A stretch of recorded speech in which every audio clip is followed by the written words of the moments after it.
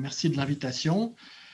Alors, je vais vous présenter ce papier. Bêta-bloquant, maladie cardiovasculaire et BPCO. On pose la question de est-ce que c'est bénéfique, est-ce que c'est dangereux? Et je vais commenter ce papier qui a été publié en novembre 2020, l'association de bêta-bloqueurs avec la survie et la fonction pulmonaire chez des patients avec une BPCO et une maladie cardiovasculaire. C'est une revue systématique et une méta-analyse qui a été publiée dans un grand journal, le European Heart Journal. Alors, la BPCO et les maladies cardiovasculaires partagent des facteurs de risque communs. On les connaît, c'est le tabagisme, c'est certains métiers à risque, c'est clairement la pollution atmosphérique. Et le vieillissement vient également aggraver la situation, causer une inflammation systémique pour être rapide, qui va elle-même entraîner le développement de maladies cardiovasculaires et de BPCO. Alors, on a l'association entre les deux maladies est forte et on sait par exemple qu'au moins un quart des patients admis dans des services de cardiologie souffrent de BPCO. On est face à deux problèmes. Le premier, c'est le sous-diagnostic de la BPCO en cardiologie ou pour ces patients cardiaques qui le tableau, l'histoire cardiaque domine et on ne pense pas à d'autres comorbidités telles que la BPCO. Donc, on a un problème de sous-diagnostic. Et puis, du côté des patients respiratoires, on a un problème de sous-utilisation des bêta-bloquants. Je vais revenir là-dessus. Alors, si on prend la relation BPCO et maladie cardiovasculaire à partir de la vision du pneumologue, eh bien, on prend une étude comme Eclipse, par exemple, qui a été publiée en 2013, une énorme étude de cohorte sur la BPCO, et on voit que 10% des patients BPCO ont des problèmes d'angor, environ la même prévalence se trouve pour les problèmes d'infarctus, et l'insuffisance cardiaque auto-reportée dans cette étude était également de l'ordre de 5 à 10%. Donc, une forte prévalence de maladies cardiaques chez les patients BPCO. Qu'est-ce qu'on sait également des bêta-bloquants, des maladies cardiovasculaires chez les patients BPCO? Eh bien, on a ces rapports de sous-utilisation qui apparaissent fréquemment dans la littérature. Pourquoi? Parce que les cliniciens craignent une baisse de la fonction pulmonaire. On a tous appris que les bêta-bloquants vont agir malgré tout sur les récepteurs bêta-2 et même s'ils sont sélectifs, et du coup réduire la fonction pulmonaire. Alors c'est vrai, hein, cette réflexion est vraie. On a des études qui montrent une diminution du VEMS d'environ 100 millilitres, donc on est dans les zones où on a une signification clinique et une augmentation de l'hyperactivité bronchique chez des patients BPCO qui reçoivent des bêta-bloquants. On sait également, de multiples études de cohorte l'ont montré, des études de cohorte prospectives, mais pas d'essais randomisés contrôlés. Donc, ces études ont montré une diminution de la fréquence des exacerbations de BPCO de l'ordre de 38% et une diminution de la mortalité pour des patients BPCO qui avaient une indication reconnue au bêta-bloquant. Je vais revenir là-dessus un tout petit peu plus tard. Alors, c'est dans ce contexte que la méta-analyse est publiée. Et je vais essayer de la détailler un petit peu dans la mesure de ce qui est possible de détailler, parce que le texte est très très concis, voire passe comme chat sur brin sur divers problèmes. Alors, voilà ce qui a été fait. Donc, les auteurs ont pris des critères de sélection, ce qui fait du sens dans une méta-analyse. Ils ont donc choisi soit des études observationnelles, prospectives, soit des études randomisées, ça c'est la partie revue systématique, qui inclut des patients cardiovasculaires et BPCO. Ils ont ensuite pris les études qui séparaient les patients, donc ceux qui recevaient des bêta-bloquants, sélectifs ou non sélectifs, et puis les contrôles étaient des sujets qui ne recevaient pas de bêta-bloquants. Je passe les détails peut-être, parce que dans certains cas, c'était des bêta-bloquants sélectifs qui étaient inclus.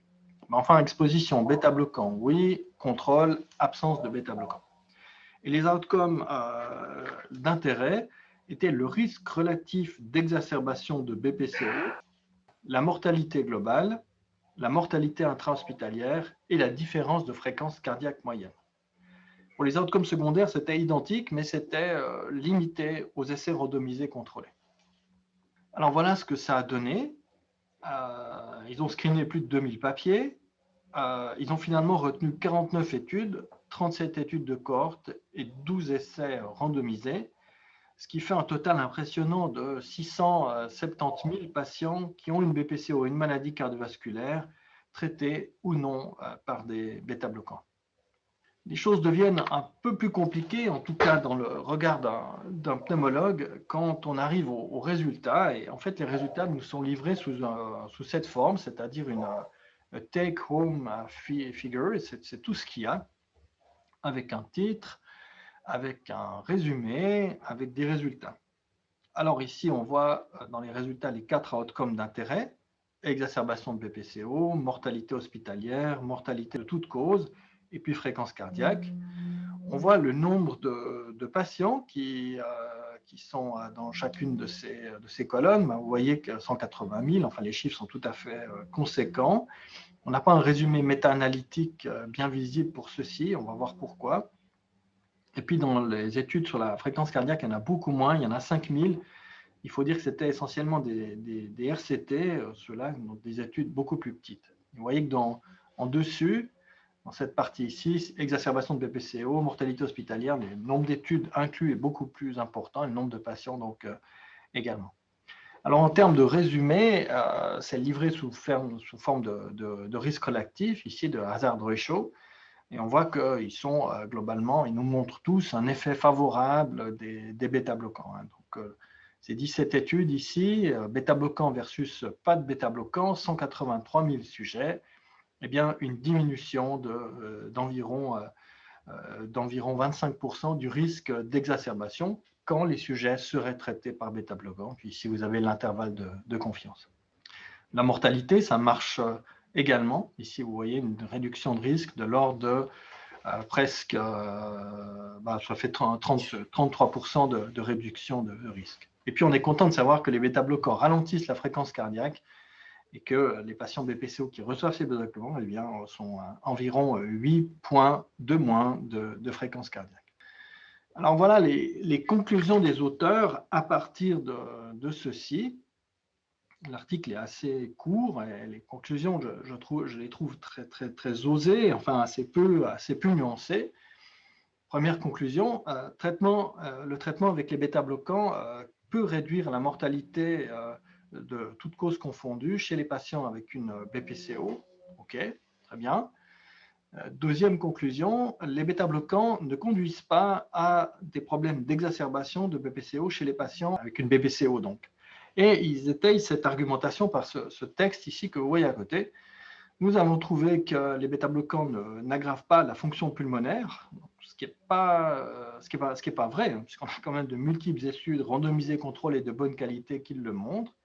Et puis, vous avez cette phrase ici qui vous dit « Un essai randomisé contrôlé qui a inclus 532 patients avec une BPCO modérée à sévère n'a pas montré de différence en termes d'exacerbation de BPCO. » Il y a une petite référence ici, numéro 13.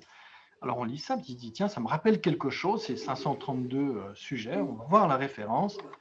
Et on arrive chez Dransfield, qui est un auteur américain qui travaille beaucoup avec les hôpitaux des vétérans, qui a effectivement publié en 2019 ce papier qui s'appelle Metoprolol for the Prevention of Acute Exacerbation of COPD, donc qui tourne autour de la question qui nous occupe maintenant.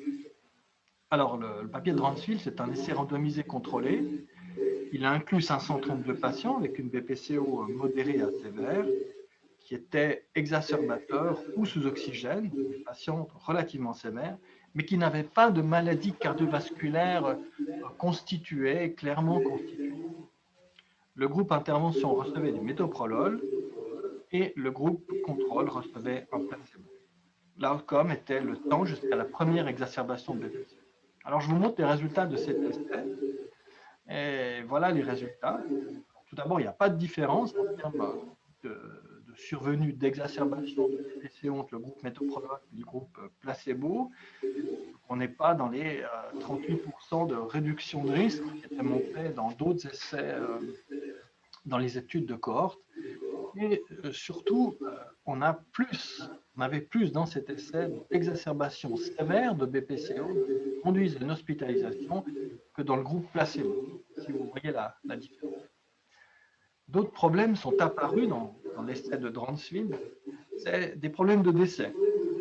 On avait 11 décès dans le groupe metoprolol versus 5 dans le groupe contrôle. Puis ensuite, de facto, ce problème a mené à une interruption de l'essai clinique. Tout d'abord pour des raisons de futilité, il n'y avait pas de changement d'exacerbation de BPCO, voire plus d'exacerbation sévère, et puis de danger, peut-être avec un signal qui montrait un excès de mortalité. Donc on est assez loin des recommandations, disons, des conclusions de nos collègues chinois. Alors, quel commentaire à propos de la méta-analyse de Yang? Eh bien, une lecture attentive de la méta-analyse montre qu'elle est essentiellement constituée d'études observationnelles et qu'on peut se tourner ensuite vers ces études observationnelles et regarder leur construction. Et on voit que dans beaucoup de ces études observationnelles, on a inclus des patients qui ont une BPCO, certainement, mais qui ont des BPCO à faible risque, peut-être des BPCO de degré léger ou des BPCO de degré modéré, mais probablement pas des BPCO de degré sévère. On est confronté dans plusieurs de ces études à un problème de biais de temps immortel. Le biais du temps immortel, en résumé, c'est une situation où, pour qu'on considère qu'un patient soit traité par un médicament, le médicament doit être pris durant une certaine durée. 3 mois, par exemple. Donc, si un patient décède avant 3 mois, eh bien, à ce moment-là, il sera attribué au groupe contrôle. Donc, il sera biaisé dans l'autre groupe. Et c'est une sorte de biais de temps immortel. Il y a différentes variantes de biais du temps immortel. Malheureusement, beaucoup de ces études sont grevées de ce biais. Enfin, dans ces études observationnelles, on a une sélection de sujets BPCO, mais qui ont une forte indication bêta-bloquant. Les cliniciens ont choisi de donner des bêta-bloquants parce que l'indication était clairement posée, infarctus ou insuffisance cardiaque avec diminution de la fraction d'éjection. Un deuxième problème de l'étude de Yang, de la méta-analyse, c'est qu'on n'a pas de définition opérationnelle claire de l'outcome d'intérêt qui s'appelle exacerbation. On ne sait pas très bien de quoi on parle. Donc c'est dur de trancher. Enfin, l'essai nous dit la méta-analyse nous dit qu'elle a inclus des essais randomisés. Alors c'est vrai, mais quand on lit le texte, on s'aperçoit que ces essais randomisés portent pratiquement exclusivement sur la fréquence cardiaque. C'est un outcome d'intérêt, la fréquence cardiaque, certainement, mais comparé à la mort ou à l'exacerbation de BPCO, c'est un outcome qui nous paraît secondaire, en tout cas à nous, pneumologues. Et on nous dit que c'est impressionnant, il y a 670 000 sujets. Alors très bien, c'est vrai, mais on n'a aucune mesure de la fonction pulmonaire. On ne sait même pas si ces patients ont vraiment une BPCO ou une autre pathologie. Donc on est face à une méta-analyse où les risques de biais sont élevés et du coup les conclusions qui peuvent en être tirées sont faibles. Donc personnellement, je considère que la méta-analyse de Yang est faible en termes d'apport par rapport à ce qu'on sait déjà. Alors que faire dans la pratique? Finalement, il y a quand même toute une littérature qui montre encore une fois que quand les choses sont bien posées, eh bien, quand l'indication bêta-bloquant est bien posée chez un patient BPCO, bien, c'est clair qu'il faut les donner, mais peut-être une recommandation qu'on peut faire, c'est de mieux dépister la BPCO chez les malades cardiovasculaires. J'ai entendu mes deux collègues avant, j'ai entendu le docteur Tessitore, là, qui constate aussi que beaucoup de ces patients cardiovasculaires ont des comorbidités respiratoires, notamment une BPCO. Je pense qu'on peut encourager le diagnostic de la BPCO et la gradation de la sévérité dans ces groupes par une spirométrie avec bronchodilatation, ce serait le minimum du minimum, et le clinicien peut parfois à l'hôpital relire un scan thoracique si celui-ci est disponible, ce qui est souvent le cas, et rechercher un emphysème, ce qui permettra de mieux stratifier les risques et les comorbidités des patients cardiovasculaires. Deux choses encore qu'on peut faire, je pense, quand on se pose la question d'un bêta-bloquant et d'une BPCO, eh bien, c'est ne pas hésiter. Si le patient BPCO a une indication qui est clairement reconnue, cardiopathie ischémique, insuffisance cardiaque avec fraction d'éjection diminuée, fibrillation auriculaire, s'il n'y a pas d'alternative, eh bien, on peut donner un bêta-bloquant. Il faudra peut-être privilégier un bêta-bloquant sélectif dans ce cas-là. Il faudra clairement discuter avec son cardiologue ou discuter d'un traitement très cardiologique aussi, qui est l'ivabridine. Et puis, on retrouve beaucoup de recommandations dans la littérature pour dire, bon, OK, on met un bêta-bloquant, mais il faut suivre cette fonction pulmonaire. Et une des recommandations qui apparaît dans plusieurs papiers, c'est un suivi spirométrique après l'introduction du bêta-bloquant, en tentant de mesurer la perte de veine, ce qui serait induite par le médicament.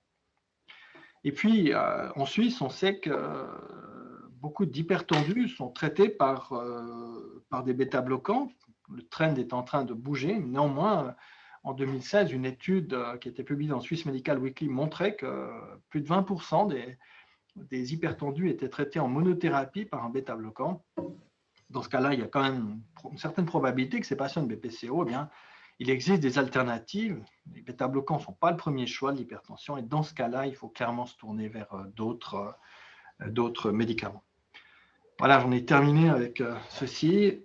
La lecture de ce papier, ça m'a fait penser à un voyage que j'ai fait dans la Chine de l'Ouest en 2018 avec caméra de surveillance, vol de chasseurs à 150 mètres au-dessus de la ville. Et j'ai eu une pensée pour ces gens qui vivent là-bas. Je vous remercie.